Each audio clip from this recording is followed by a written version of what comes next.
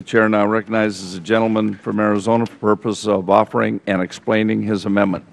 Thank you, Mr. Chairman and Ranking Member, for hearing us on this issue today.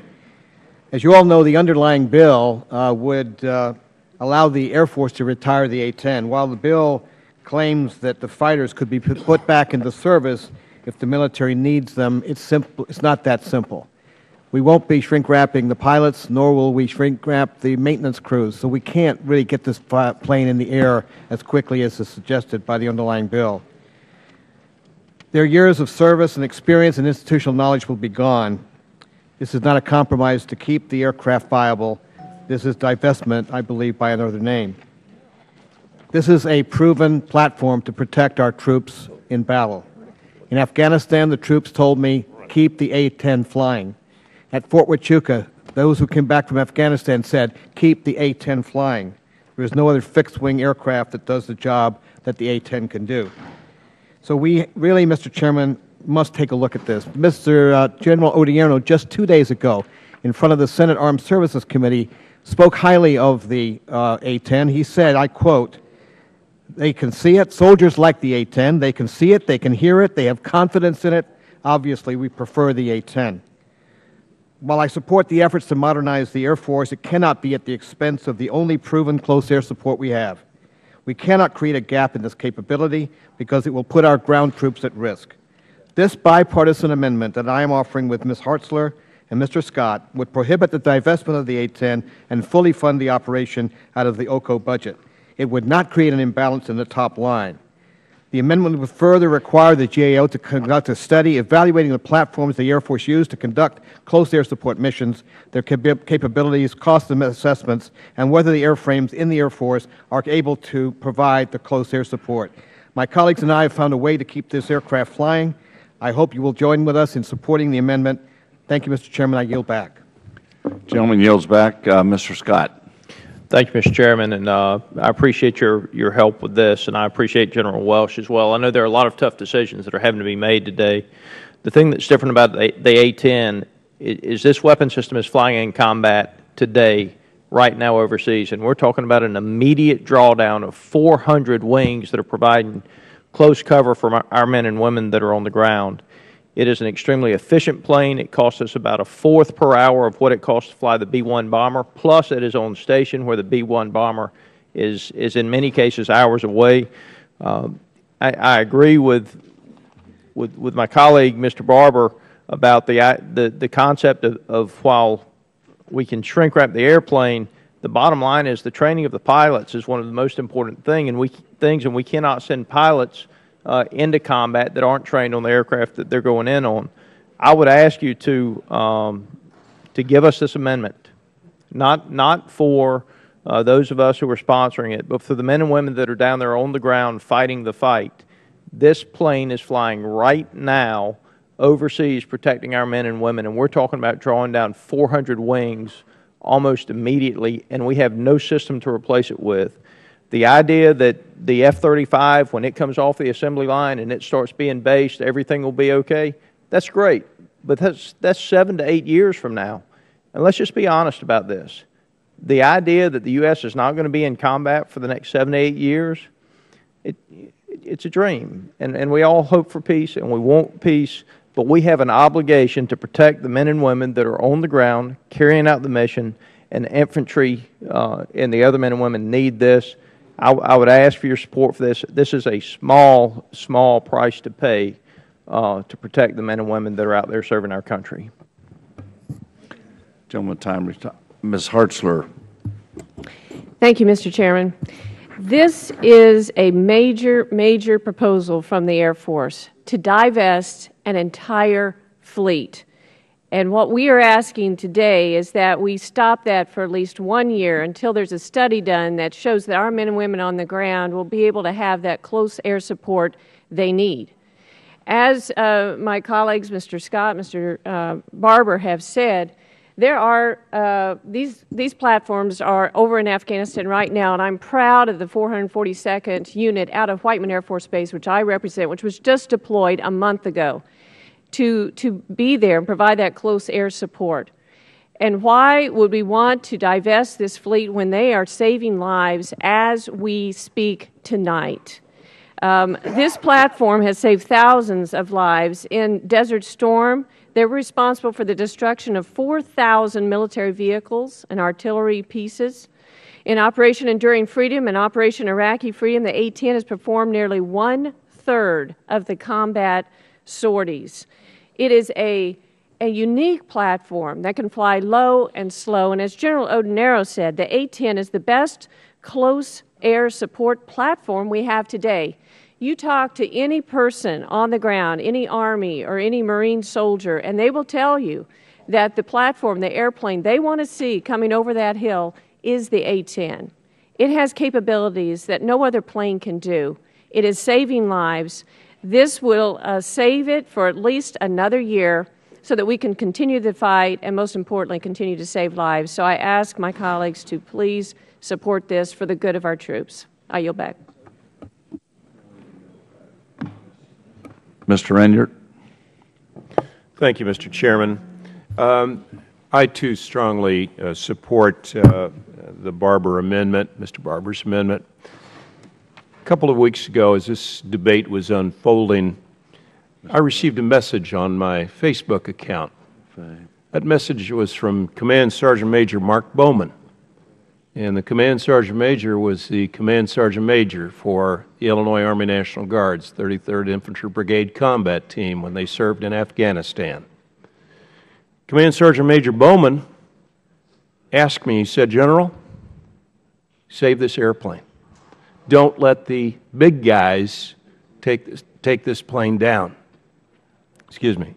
And the reason that he wanted that plane still up in the air is because he witnessed it save soldiers' lives in Afghanistan. I understand we don't have all the money in the world, and I understand we can't have every platform. The F-35, I'm sure, is going to be a wonderful airplane, but it's far from being operationally ready today. It's years away, as Mr. Scott pointed out. And as he points out, we can't afford to have that gap in capabilities for the next 7 years while our infantrymen and our Marines are out there. Would the gentleman yield? So, no, question? I will finish, and my remarks will be done very shortly here. I've got 30 seconds left. So, in support of Command Sergeant Major Bowman and all of those soldiers out there, I urge that you vote yes on Mr. Barber's amendment. Thank you. Yield back. Mr. Whitman is recognized for 2 minutes. Thank you, Mr. Chairman. You know, folks, there's no doubt the A-10 aircraft, fantastic aircraft, does a splendid job in that close air support role. The question is not about the aircraft. The question really is about where we go to get the dollars to make this happen. This comes from the Overseas Contingency Operation Funds. My big concern is these funds go to fund our retrograde, getting our equipment out of Afghanistan, but also the reset, bringing that equipment back, making sure that it's ready for those men and women that are ready to serve on that next mission. It also goes to enduring missions within the military. So it not only covers the operational functions there in Afghanistan, it also covers enduring missions that are going to be continued after Afghanistan. So the difficulty is if we take money away from those elements, we are affecting critical areas within other areas of the Department of Defense. No doubt the A-10 is a great aircraft. Remember, too, we're going to be decreasing the OCO budget, the base budget, without really knowing what that request is. So we're kind of flying blind here. We're asking to take money out from a figure that we really don't know what that figure might be, so we can't even estimate what the impact might be on how enduring missions might be affected, or even the operational aspects of what continues in Afghanistan. Even if we don't have a bilateral security agreement, we still are going to need those funds at least up until the end of this year, and possibly after that with a bilateral security agreement. I have concerns about us doing that from these operational funds, these funds that go to fund enduring missions, that go directly to the warfighter, go directly to reset and retrograde. And we know historically making sure that we get that right, taking those funds away is problematic. And it also sets up a dangerous precedent by taking money out of those funds that we know exactly what they go to. And a hearing we had recently before the Readiness Subcommittee, the vice chiefs were very, very focused on saying, be concerned about taking OCO dollars away, because these are enduring mission dollars and things that will continue well past the end of our operations in Afghanistan. So with that, Mr. Chairman, I with reservations, am in opposition to this amendment. Gentleman from New York, Mr. Maffei. Yeah, recognized for Mr. 2 Chairman, minutes. I'll be very brief. Listening to those arguments, I think that makes sense. But until another aircraft can be proven to do the mission, this close air support where they're doing rugged environments, flying in rugged environments, potentially very close, where the enemy is very close to our troops, I just don't see how we can retire the A-10. I, too, have talked to a lot of pilots. They're extraordinarily concerned about retirement of the A-10 before we find something else that can replace its unique capability. So maybe we need to find some other different place to pay for it. But I don't want to lose the forest through the trees here, and I think we've got to, I mean, obviously we have to worry about the future, but we've got to worry about the present as well. Will the gentleman yield? Will the gentleman yield? Yeah, I will actually yield the rest of my time to my friend, Mr. Barber, and thank him for his leadership. I thank the gentleman. I just want to, with all respect to my chairman of our Readiness Committee, say we have 2 missions overseas today, one in Korea and the other in Afghanistan. They are enduring missions. If we draw down the A-10 from those 2 places, we put our troops at risk. We have a crazy man in North Korea. We never know what he's going to do tomorrow or the next day. We have to make sure our pilots are in place and our troops are protected. If we have a residual force, which I hope we do, under a bilateral security agreement in Afghanistan, we're going to need close air support. I think I remember General Dempsey came to our meeting here, our hearing rather, and he said he has to have close air support in Afghanistan post the drawdown of most of our troops.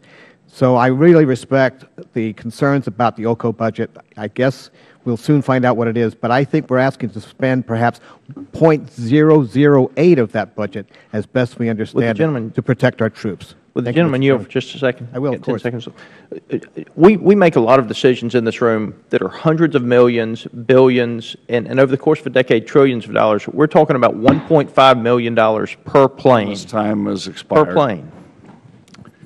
Mr. Turner.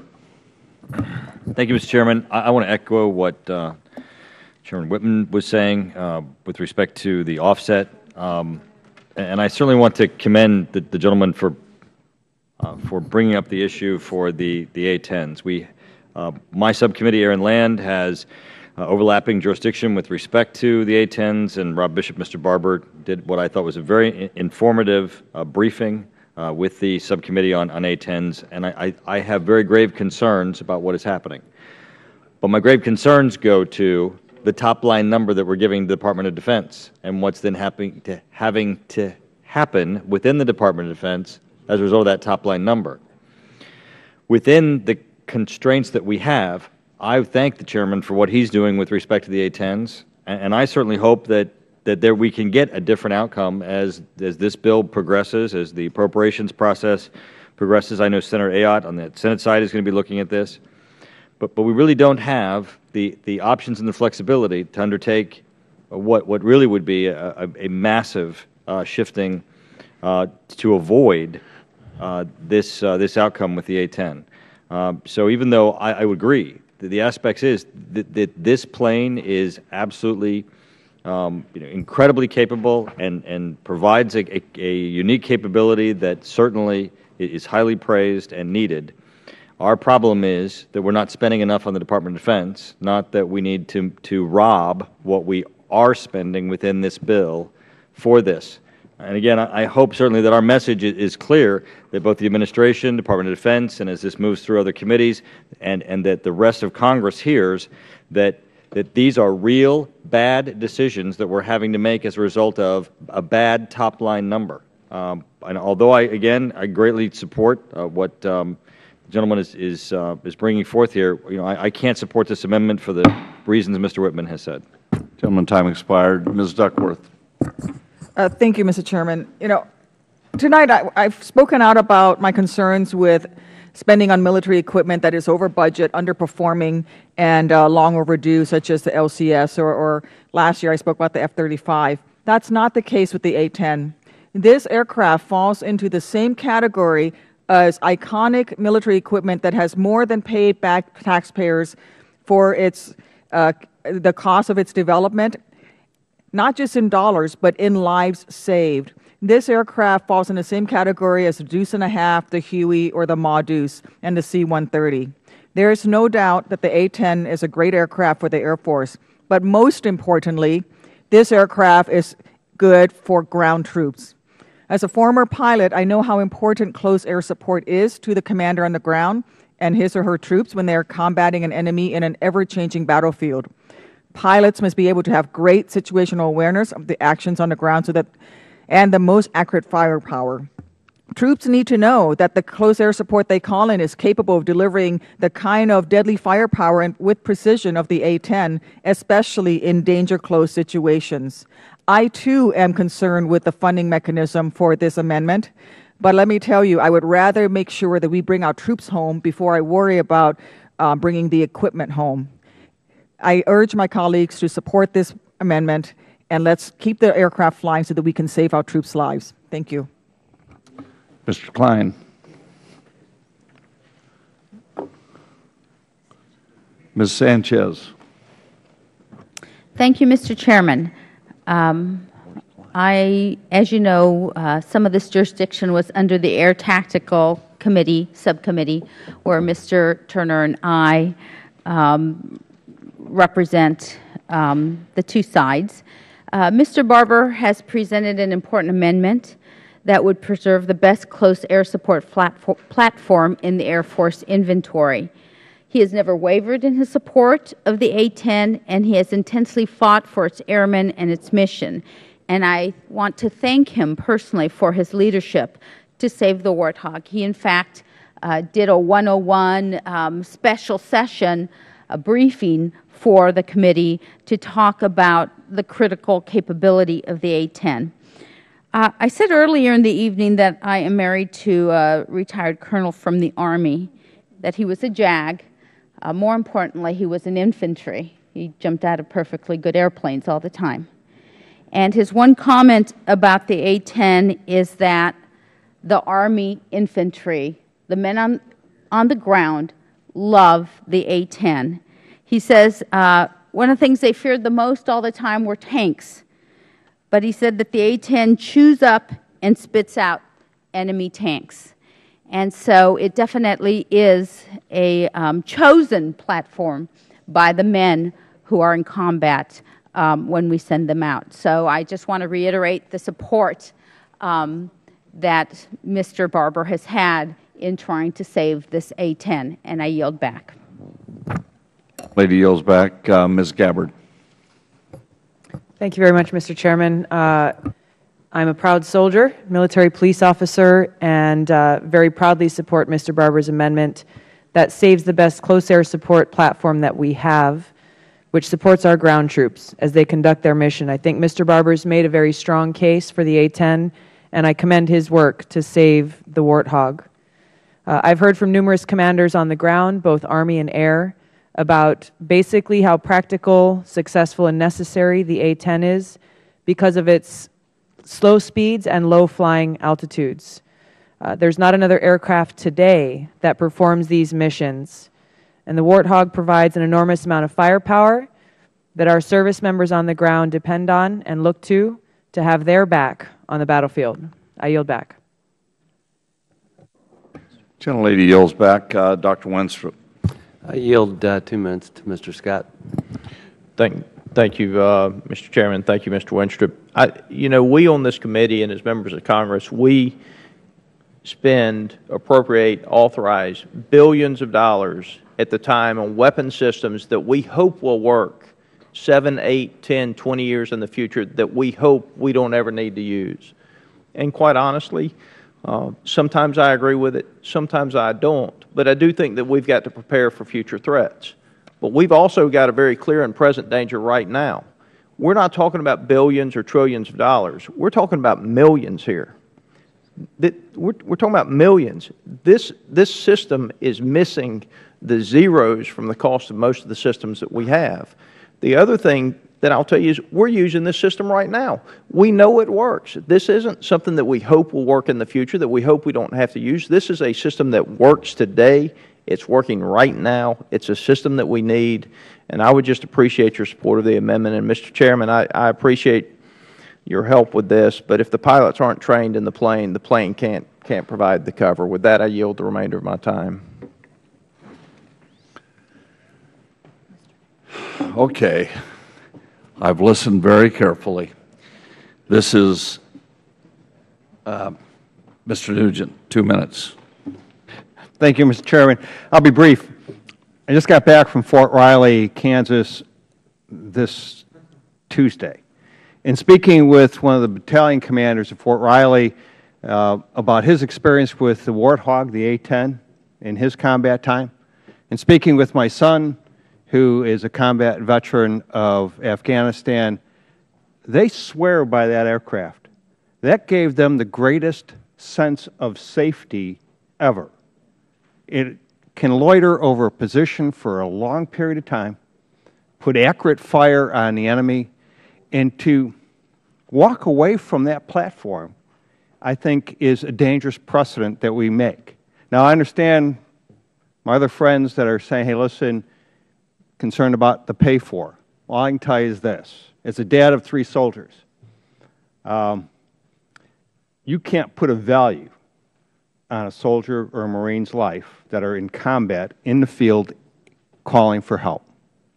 And so when we think about all this, I think we need to put that in perspective and say, you know, maybe the Pentagon can come up with a way to pay for this without sacrificing readiness. And I yield back. Thank you very much. Let me just state a couple of things. All of our decisions here are not between good and bad. They're between good and good. And the problem is paying for them. We have very limited funds. And so what we did, the Air Force came in with a proposal. My feeling was, don't talk to the Air Force, talk to the infantry, talk to the guys on the ground. But I just came back from Afghanistan, and I was told over there that our troops are no longer engaged in the fighting, and we are not providing close air ground support at this point. And the A-10 cannot go into a contested area. We have to have total control of the skies before the A-10 is able to be used for close ground support. Now, I cannot support the offset provided. We do not have the ability to take a $500 million from operation and maintenance out of the OCO fund. It's not there. So what we did, instead of doing the Air Force's proposal to basically mothball these planes, we said, no, you have to hold them to where we can bring them back if something happens next year and we get the money and we're able to do it. And I'll tell you, we have 62 members on this committee. It's the largest committee in Congress. And if we would each go pick 2 or 3 or 4 members and do the same thing that Mr. Turner just talked about, we need to drive more money to the top line so that we're not having to choose between good and good, because there is nothing bad to say about this plane. It's been vital to us. And the problem is we just don't have the money. And to come up with enough money to do what would need to be done, you're talking a lot more than this money taken out of here now. So the OCO funds, we've been short the last couple of years. So we've been putting the bills forward. We're going to need, we don't even know what the OCO is. We put a $79 billion in here, hoping that it will cover the needs. But as we pull out of Afghanistan, we're going to be spending more to come out than to maintain. Plus, we don't know what the mission, the ongoing mission is going to be, and that's what's going to be needed there. We also use OCO in the Gulf to try to keep an eye on Iran and see what they're doing. So I'm reluctantly going to have to oppose this very laudable amendment based on those grounds. Is there any further debate on this amendment? If not, the question is on the adoption of the amendment. The gentleman from Arizona, Mr. Barber. So many as are in favor will say aye. Aye. Those opposed, no. No. The noes have it, and the amendment is not agreed to. Mr. Chairman, I call for a recorded vote. Roll call.